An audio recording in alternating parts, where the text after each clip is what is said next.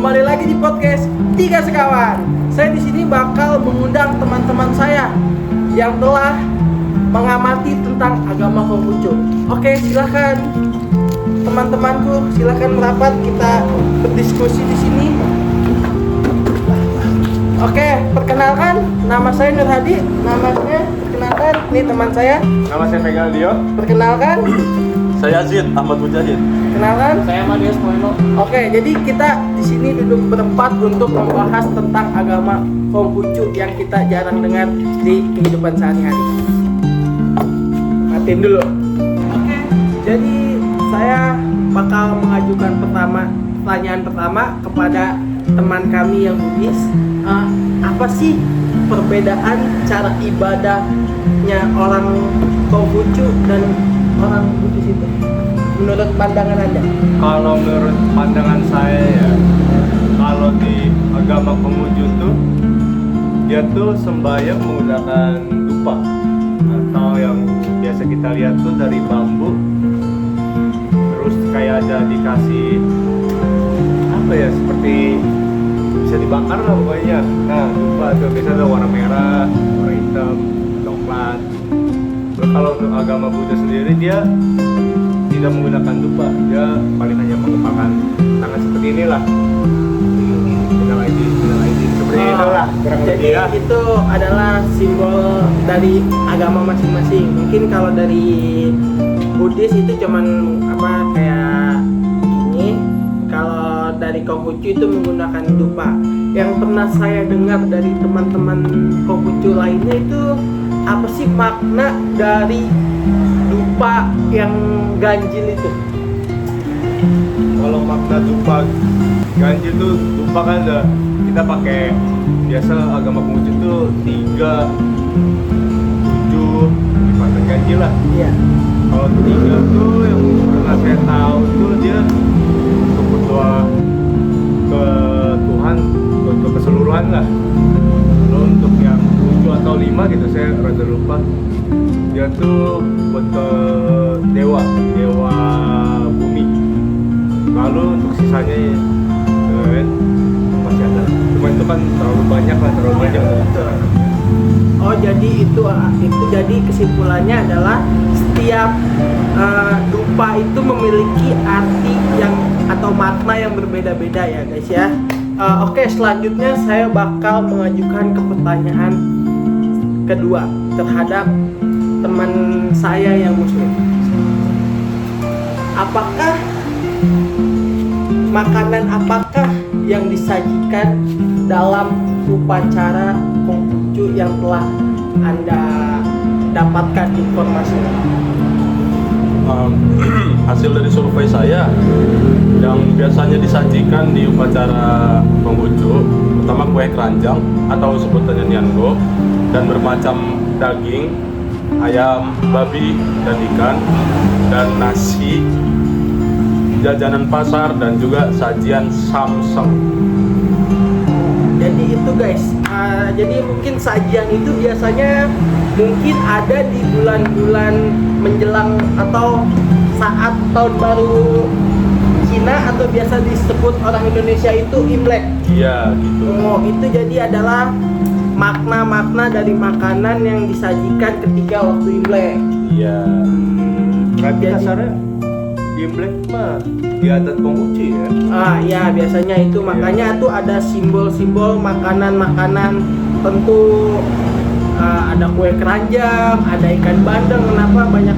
Biasanya kalau waktu Imlek tuh banyak banget yang jual di pasar tuh ikan bandeng. Ayam kampung. Iya. Jadi itu guys ya, simbolnya dari Imlek itu. Oke, selanjutnya saya bakal mengajukan pertanyaan ketiga terhadap teman saya yang Katolik. Apa aja sih makna dari makanan-makanan yang sudah disebutkan dari saudara Yazid? Artinya itu apa aja sih? Misalnya kayak kue keranjang, mie panjang, ikan bandeng. Apa itu artinya? Nah, dari makanan itu disebut oleh saudara yang itu kan, Ya. itu kan punya artinya, karena bukan hanya makanan saja nih yang kita makan, ini kan ini punya arti-artinya. Jadi kan dalam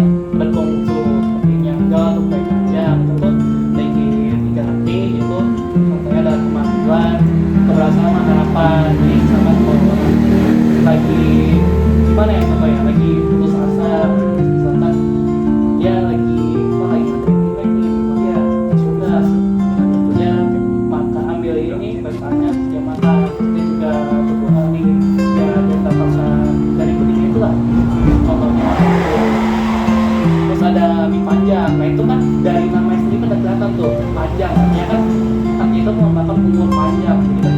Artinya tuh mau kita sampai tahun kita masih sehat, terus ya kita juga dapat kebahagiaan sama rezeki untuk kita nanti mungkin kesempurnaan sama keharmonisan.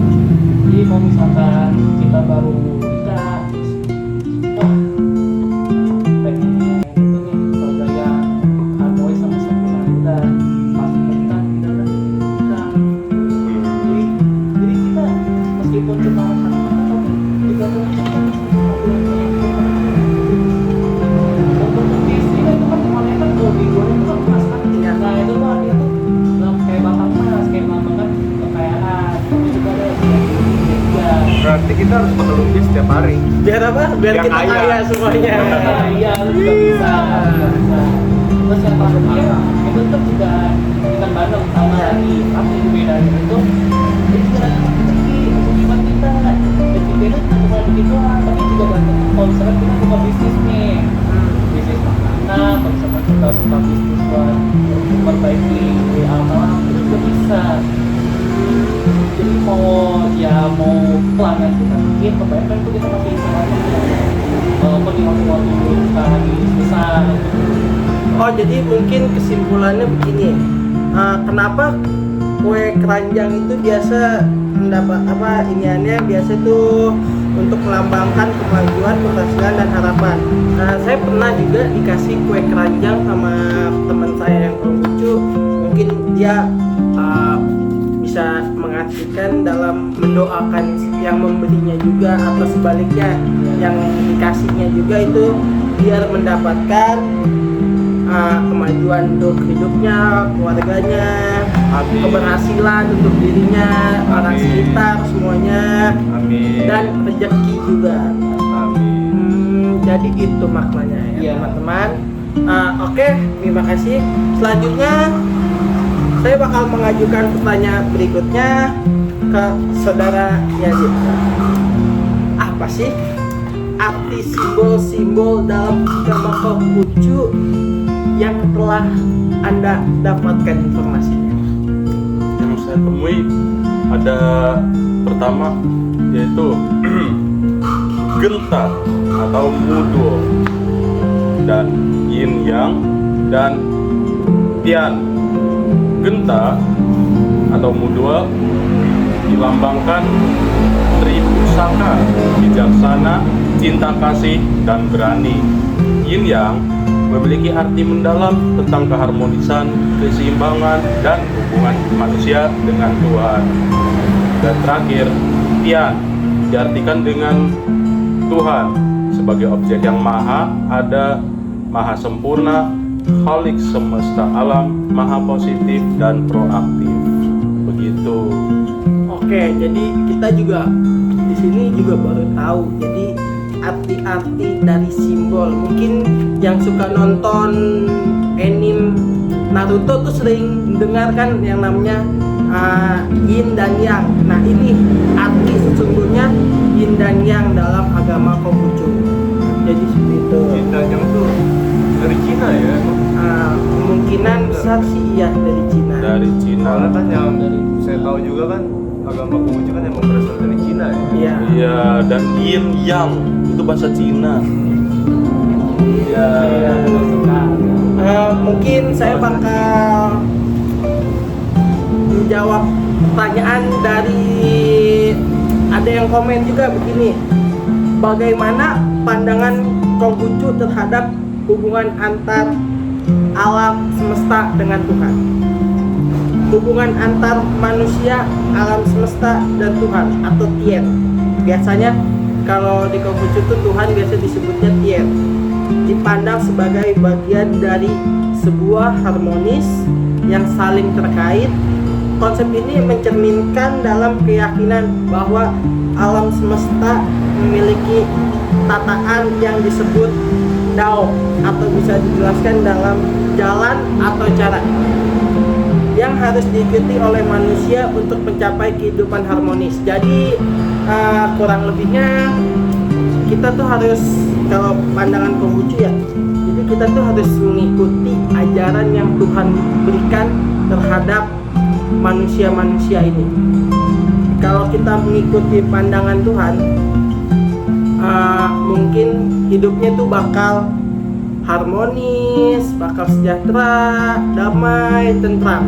Tapi mungkin kalau misalnya jauh dari Tuhan, kayaknya itu tidak mungkin. Karena yang saya tahu di setiap semua ajaran agama itu, semua agama mengajarkan yang namanya kebaikan, harmonis.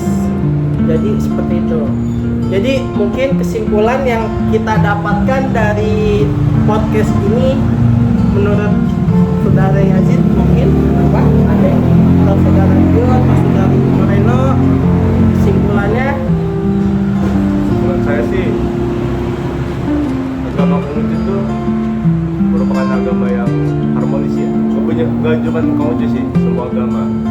Cuman yang saya pernah beberapa kali lah tanya untuk orang-orang yang memiliki beragama Konghucu. Di agama Konghucu itu dia kan nggak ada ketuanya ya. Nah, itu dia kan sebenarnya nggak punya kepala kepemimpin yang kita nggak percaya lah. Kayak kalau misalnya di agama Muslim kan ada Ustaz atau habib. Kalau di Katolik mungkin ada romo ya, ada pendeta. Kalau di Buddhis mungkin ada bante. Nah, mungkin di Konghucu itu nggak ada ya. Konghucu ada nggak ada mungkin. Cuman dia tuh lebih ke arah ininya sih, perantaranya kayak mungkin dia Muslim itu ada Nabi Muhammad. Nah, di Buddha kan ada Siddhartha. Kalau nggak Katolik Kristen itu ada Yesus. Lalu kalau di Konghucu itu dia tidak ada loh. Dia tuh lebih langsung ke arah dia berdoa untuk ke Tuhan. Jadi istilahnya tuh kayak kita doa tuh langsung kepada Langsung ke Tuhan. Tuhan. Iya. Terus dia juga agama Konghucu itu dia yang beberapa kali pernah saya ngobrol tuh dia benar-benar mengedepankan tentang kayak cinta kasih, balas kasih kepada orang tua. Itu tuh agama Konghucu itu dia paling mengedepankan itu lah buat di kehidupan sehari-hari dia. Kasih sayang sama manusia, Itu yang paling dia tekankan. alam ya. Tuh. Mungkin kesimpulan dari Moreno. Untuk saya sih kalau dari masa kasih itu kan ada termasuk juga tuh Islam dan juga bagi dan nah kalau di contoh itu kenapa kita patang bagi patang bagi itu untuk mengingat atau memperingati Bapak Yesus di kayu salib. Jadi itulah kenapa kita tidak makan daging darah. Mungkin orang bingung tapi buat kita apa itu artinya itu besar karena walaupun orang tahu kok makan juga itu karena ada arti besarnya mereka memperingati Ada makna di balik itu semua ya. Mungkin dari Saudara Yazid ada pesan atau apa gitu? Menurut saya sih cukup ya. Cukup.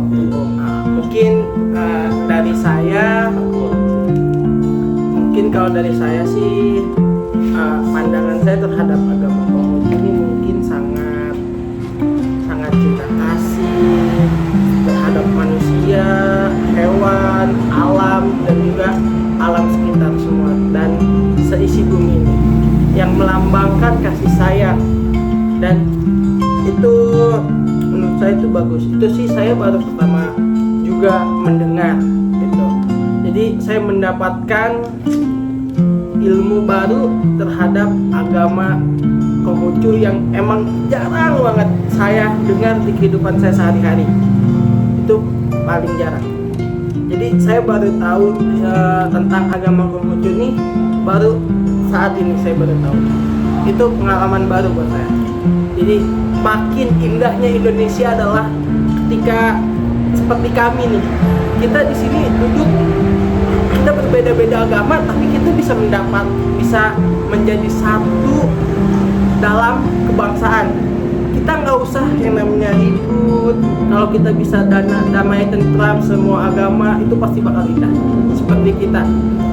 Jadi kita walaupun berbeda agama, tapi kita tetap satu Indonesia. Jadi kita tidak boleh ada namanya rasis lah atau apa namanya menggoreng-goreng agama-agama yang sedang hidup di luar sana. Kita lebih baik bersatu dalam satu Indonesia dan melakukan yang namanya toleransi terhadap umat agama di Indonesia. Itu bakal indah ya guys ya. Oke, mungkin terima kasih saya ucapkan, terima kasih saudara Vega, terima kasih Yazid, terima kasih Moreno. Oke, sekian kita tutup. Salam toleransi. Salam toleransi. Namo Buddhaya.